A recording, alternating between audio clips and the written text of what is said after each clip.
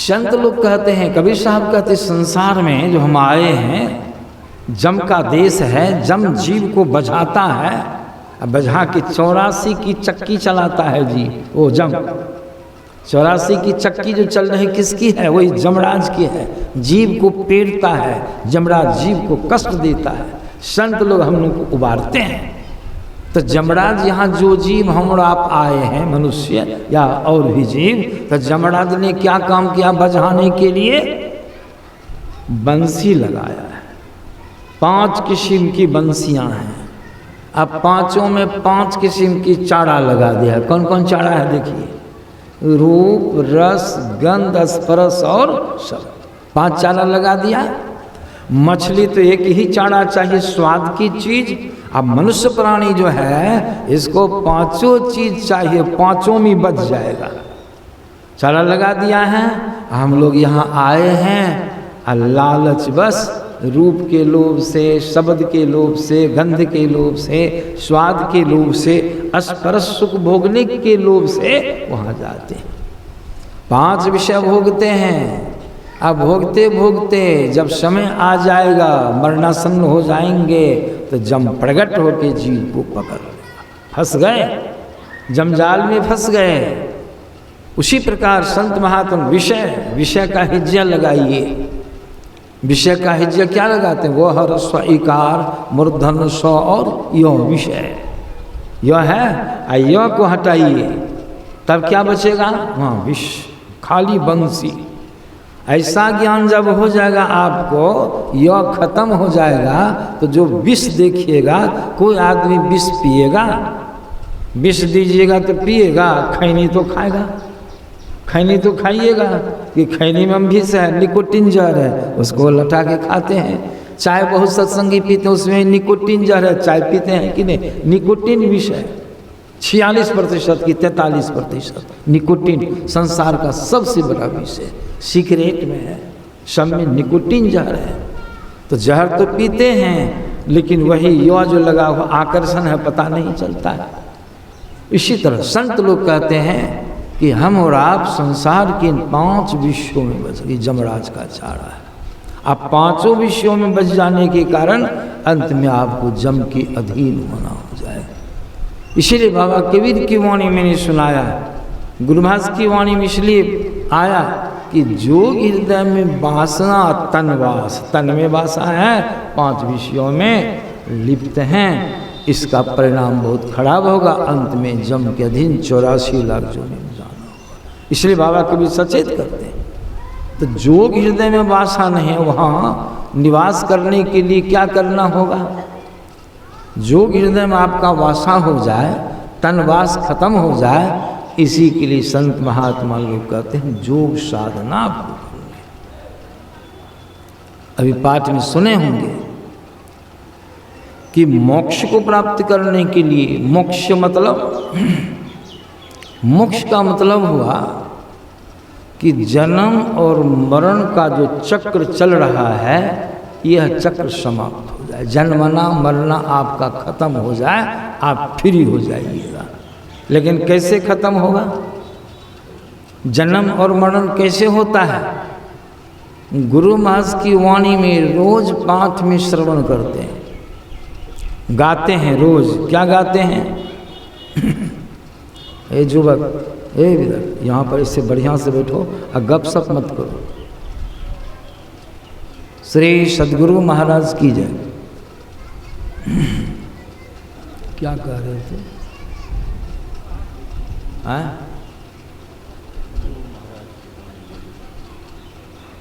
अभी सुन रहे थे, इसलिए बाधा होती है ना, बीच में बैठ गया। श्री सद्गुरु महाराज की जय। योग के लिए मोक्ष, गुरु महाराज की वाणी में हम लोग रोज पढ़ते हैं भोर में। जीव आत्मा सर्वेश्वर का अभिन्न अंश है। कितना सुंदर ज्ञान है। गुरु महाराज बताते जीवात्मा हम और आप जो हैं, कौन है? कोई साधारण चीज तो नहीं है, कोई जाति तो नहीं है, शरीर तो नहीं है, आत्मा। इसलिए गुरु महाराज कहते जीवात्मा सर्वेश्वर का अभिन्न अंश है। लेकिन मायाबद्ध जीव, मायाबद्ध माने क्या हुआ? शरीर से के बंधन में हम अभी और सबको बंधे हैं। मायाबद्ध जीव जब माया के बंधन में बंध गए, मायाबद्ध जीव आवागमन के चक्र में पड़ा रहता। आपका आवागमन हो रहा है। आवागमन माना आना और जाना, जन्मना और मरना, चक्र चल रहा है। मायाबद्ध जीव आवागमन के चक्र में पड़ा रहता है। इस प्रकार रहना जीव के सब दुखों का कारण। रोज पढ़ते हैं कि नहीं?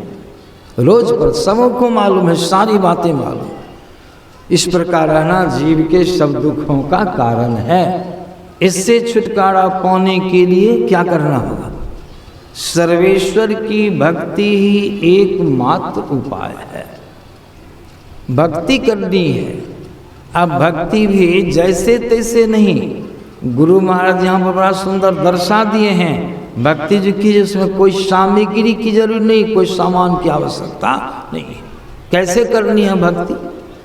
कोई बाहरी झंझट तो है नहीं, झंझट तो अंदर में है कि आप शरीर बंधन में बंधे हैं, यही बंधन हो गया। सब बंधनों से छूट जाइए। स्थूल सूक्ष्म कारण वहाँ छूट जाइए। और छूट जाने के बाद क्या हो गया? आप अकेले हो गए, फ्री हो गए, मोक्ष मिल गया, सब दुखों से छूट गए। इसीलिए गुरु महाराज कहते हैं भक्ति भी जो कीजिएगा, कैसी भक्ति कीजिएगा जो बंधन आपके ऊपर से उतर जाए, सब बंधनों से आप छूटते हुए चलिए। वो कैसी भक्ति है? तो गुरु महाराज इसके लिए मानस जप, मानस ध्यान, दृष्टि साधन और सुरत शब्द योग द्वारा सर्वेश्वर की भक्ति करके अंधकार, प्रकाश और शब्द की प्राकृतिक तीनों पर्दों से पार जाना। तीनों पर्दों से, अंधकार, प्रकाश, शब्द, तीनों पर्दों को जो पार कर जाएंगे तो परमात्मा में आप में द्वैत नहीं रहेगा, द्वंद्व नहीं रहेगा। कोई आवरण नहीं रहने के कारण परमात्मा जीवात्मा में एकता हो जाएगी। इसलिए गुरु लिखते हैं अंधकार, प्रकाश और शब्द की प्राकृतिक तीनों पर्दों से पार जाना और सर्वेश्वर से एकता का ज्ञान प्राप्त करके मोक्ष पा लेने का मनुष्य मात्र अधिकारी, हम लोग अधिकारी, मोक्ष मिल जाएगा। लेकिन इन क्रियाओं के द्वारा भक्ति करनी होगी। यही मोक्ष के संबंध में ब्रह्मा जी भगवान शिव के पास पहुँचे। भगवान शिव के पास पहुंचकर उन्होंने भगवान शिव से पूछा। क्या पूछा? कि मनुष्य प्राणी जो आवागमन के चक्र में पड़ करके दुख भोग रहा है, इस आवागमन के चक्र से जीव कैसे छूटेगा, अर्थात मोक्ष को कैसे प्राप्त कर लेगा, इसी विषय को लेकर के मैं आपकी शरण में आया हूँ। इस विषय में कुछ लोग ऐसे हैं बताने वाले, कहने वाले कि अगर जीव ज्ञानी हो जाए, ज्ञान प्राप्त कर ले, ज्ञान में पारंगत हो जाए, वह आवागमन के चक्र से छूट जाएगा, उसको मोक्ष मिल जाएगा। कुछ ऐसे महापुरुष हैं कहते नहीं, जो आदमी योग करेगा, योग में निष्णात हो जाएगा, पारंगत हो जाएगा, उसका आवागमन का चक्र समाप्त हो जाएगा। मतलब क्या हुआ? कुछ लोग योग की प्रधानता बतलाते हैं, कुछ लोग ज्ञान की प्रधानता बतलाते हैं, कुछ लोग कहते सिर्फ योग से, कुछ लोग कहते सिर्फ ज्ञान से जीव का उद्धार हो जाएगा। इसलिए आप तो इस विषय में पारंगत हैं, आप तो योगीश्वर हैं, योग के मालिक हैं, जोगियों के मालिक हैं। इस वास्ते प्रभु आपकी शरण में आया हूँ, आप अपनी राय इस पर दीजिए। देखिए भगवान क्या कहते हैं, कितनी अच्छी बात कहते हैं। हे ब्रह्मदेव, अगर कोई आदमी, कोई भक्त, कोई मुमुक्षु जो मोक्ष चाहता है कि हमारा जन्म और मरण का कष्ट दूर हो जाए, उस आदमी को ज्ञान और योग दोनों का अवलंब लेना होगा, दोनों का आश्रय लेना होगा, दोनों का अभ्यास करना होगा, ज्ञान और योग दोनों। क्यों? इसलिए कि बिना ज्ञान का योग कर ही नहीं सकता है। योग करने की कला, योग करने का ज्ञान, योग करने का कौशल और उसको नहीं प्राप्त है, नहीं मालूम है, तो कहो योग कैसे करेगा, कर सकेगा? नहीं। बिना ज्ञान का योग होगा नहीं। इसलिए ज्ञान चाहिए कि नहीं? अवश्य चाहिए। कोई आदमी अगर बिना ज्ञान का करेगा तो वह योग में सफल नहीं होगा।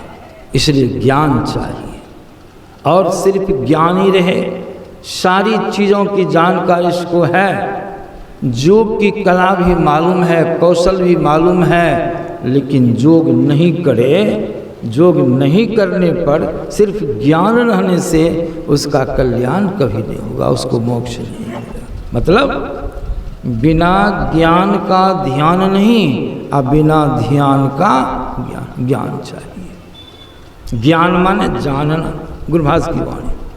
आज योग माने जोड़ना, युक्त होना। क्या जोड़ना? क्या जोड़ना? मन की चेतन धारों को, मन की चेतन धारों को जो सब इंद्रियों के घाटों में बिखर गई है, हमारी चेतन धारा, आपकी चेतन की धारा जो संपूर्ण शरीर में सब इंद्रियों के घाटों में फैल गई है, बिखर गई है, उस सभी धारों को अपने अंदर में समेटना, इसको योग कहते हैं। मनोनिरोध को योग कहते हैं। मन का निरोध हो जाए, चित्त वृत्ति का निरोध हो जाए, इसको योग कहते हैं। यही है योग की शास्त्रीय परिभाषा। वैसे संत महात्मा लोग कहते योग की परम परिभाषा है कि यह जीव जो परमात्मा से अलग हुआ है, यह जीव परमात्मा में जाकर के मिल जाए, यह एक नंबर का योग हुआ। लेकिन कैसे मिलेगा? विचारणीय विषय है। युक्त होना है, परमात्मा में जुटना है, आत्मा का मिलन परमात्मा से हो जाए, एक नंबर का योग। लेकिन कैसे होगा? परमात्मा से कैसे मिलिएगा? इस पर विचार कीजिए। मैंने पहले सुनाया कि परमात्मा से हम और आप आए हैं, अलग हुए हैं। परमात्मा से क्या हुए? अलग। कैसे अलग हुए? परमात्मा से नीचे उतरे। अभी सुने न, जेठ उतरी अलग हुए बिलगाओ। परमात्मा के यहाँ से आते गए, नीचे उतरते गए, आवरण पड़ता गया। आप चेतन आत्मा पर पहला आवरण, आप तो चेतन है, कैवल्य मंडल। नीचे उतरे, महाकारण का लपेट चढ़ गया, बंधन चढ़ गया। नीचे फिर उतरे, फिर कारण का लपेट चढ़ गया, फिर नीचे उतरे, सूक्ष्म का लपेट चढ़ गया, और अंत में देखते हैं स्थूल शरीर। निशब्द से पहले आए शब्द में, आज शब्द से नीचे कहाँ आए? प्रकाश में। अप्रकाश से नीचे कहाँ? अंधकार। देखिए अभी नाम रूप में फंसे हैं, नाम में रूप में हमारा फंसाव है, फंस गए। अब फंसाव छूटेगा तब न जाइएगा परमात्मा के यहाँ। फंसाव को छुड़ाने के लिए क्या करना होगा? फंसे हैं, नाम रूप में आपकी सूरत फंस गई, आगे बढ़ सकिएगा नहीं। इसी फंसाव से छूटने के लिए संत महात्मा लोग कहते हैं पहला काम है मानस जप योग कीजिए। मानस जप कीजिए, एक नाम का जप कीजिए। मैं बराबर सुनाता हूँ, जप करने से क्या होगा? अनेक नामों में जो आपका फंसाव है, अनेक शब्दों में जो आपका फंसाव है, एक नाम के जपन से, एक नाम के जप करते करते, एक नाम का जप करने से क्या होगा? अनेक नामों में से आपकी सूरत सिमट करके एक नाम पर आ जाएगा। कितना नाम छूट गया? कितने नाम छूटे? फंसाव को छूटा कि नहीं? शांति मालूम पड़े, सिमटाव हुआ, सिमटे। लेकिन फिर फंसाव है आपका रूप जगत में। आप विचार कीजिए कितने रूप आपके मस्तिष्क में ठूसे हुए हैं, कितना रूप ख्याल में है। बेटा का रूप, पुतोह का रूप, साला का रूप, साली का रूप, नाना का रूप, नानी का रूप, कितना कहें, हित मित्र, कितने रूप, दृश्य, कितना दृश्य इसके अंदर मटका हुआ है। उसमें सब में आपका यह सूक्ष्म फंसे तो परमात्मा की तरफ आप चलिएगा, नहीं चल सकते, फंसे। इसलिए अनेक रूपों से आपकी सूरत छूट जाए, इसीलिए एक रूप का ध्यान बतलाया। एक रूप कीजिए, एक इष्ट की मूर्ति को अपने अंदर में उसका मान अभ्यास कीजिए। एक ही रूप, कोई रूप आवे उसको हटाइए, कोई रूप आवे हटाइए, एक रूप का ध्यान कीजिए। एक रूप का ध्यान करते करते क्या हो जाएगा, अंत में एक रूप का ही अभ्यास हो जाएगा, समझे। एक ही रूप पर आपकी सूरत टिकी। कितने रूप छूट गए, तो रूप जगत से छूटे कि नहीं छूटे। एक सज्जन थे, बहुत पुरानी बात है, गुरु महाराज से दीक्षा लिए। अब 5 भैंस उनको थी। दीक्षा लेकर के बड़ा मनोयोग पूर्वक ध्यान करें। एक भैंस जिस पर भैंस पर बैठ कर चढ़ाता था, वो भैंस से उसको बड़ा प्रेम था। देखने सुनने भी भैंस की बनावट भी शरीर की अच्छी थी। उसी भैंस पर बैठ के चढ़ाता था सब चारों भैंसों को। जब ध्यान पर बैठे न वो मानस ध्यान करे ना, तो भैंसिया उसके सामने में आ जाए, अंदर में हू बहू भैंस आ जाए। देखिए भैंस आ जाती है। अब तो उसको बड़ा फेरा लग गया। वो गया गुरु महाराज के पास पूछने के, गुरुदेव जब मैं मानस ध्यान करता हूँ भैंस सामने में आ जाती है, क्या करे गुरु महाराज। अब देखिए गुरु महाराज संतों को क्या कहना, अंतर्यामी सब कला जानती है। ये नहीं कहा उसका ध्यान नहीं करो, मेरा ध्यान सोने का। कब भैंसिया आ जाती, कहाँ। तो गुरु महाराज ने कहा तुम जाओ भैंसिए का बढ़िया से ध्यान करो। क्यों कहा, भैंसिया का ध्यान करते करते अपनी भैंसियों छूट जाएगी।